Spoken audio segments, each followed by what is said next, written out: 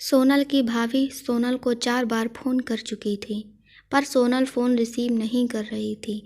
बाद में जब सोनल किचन से बाहर आई तो देखा भाभी के 4 मिस्ड कॉल हैं।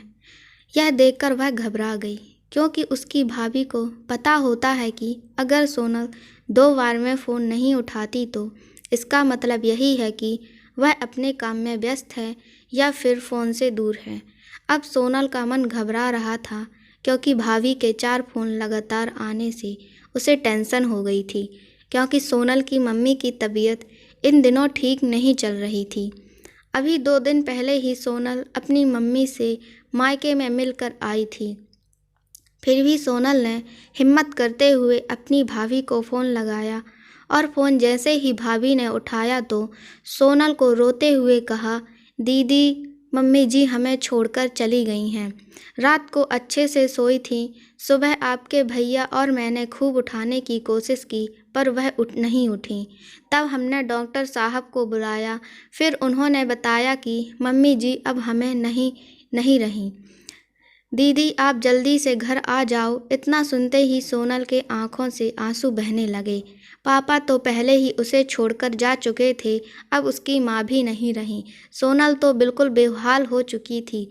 अब सोनल ने रोते रोते यह बात सक्षम उसके पति को बताई, तो सक्षम ने उसे संभाला और उसे जल्दी से कार में बिठाकर मायके ले गया। सोनल जैसे ही अपने घर पहुंची तो अपनी माँ के शरीर को देखकर उससे लिपट गई और खूब रोई। आखिर में सच्चम ने उसे किसी तरह समझाया और माँ का अंतिम संस्कार किया। सारे विधि विधान होने के बाद भी सोनल की रुलाई नहीं रुकी। उसे माँ की बहुत याद आ रही थी। तब सोनल की मौसी ने उसके आंसू पोंछे और उसे संभाला। कहा, सोनल बेटा, ऐसे दुखी मत हो।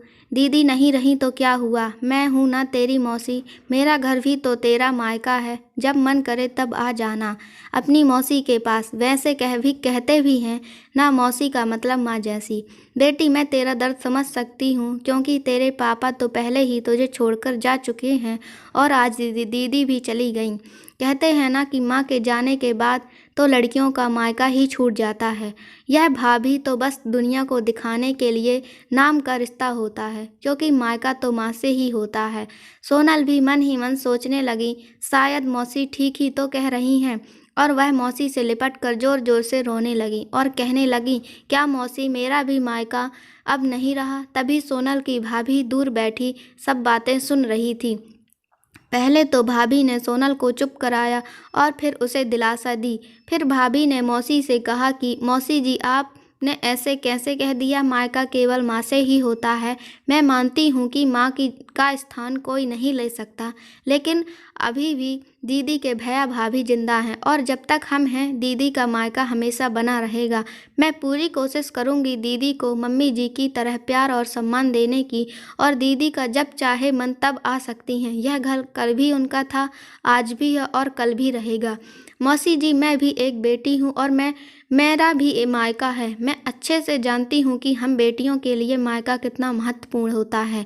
मौसी जी, आप दीदी को अपने घर जरूर बुलाइए, पर उन्हें अपने भैया भाभी के प्यार से दूर मत करिए।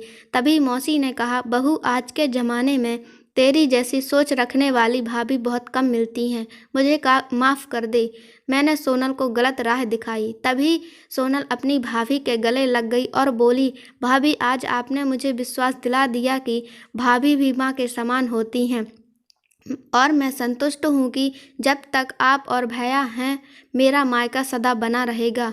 और किसी ने कहा है ना कि भाभी माँ के समान होती हैं, आज मुझे इस बात का विश्वास भी दिला दिया। दोस्तों, ज़रूर बताइए कहानी आपको कैसी लगी, और अच्छी लगी है तो वीडियो को लाइक ज़रूर कीजिए और चैनल को सब्सक्राइब कीजिए। Thank you.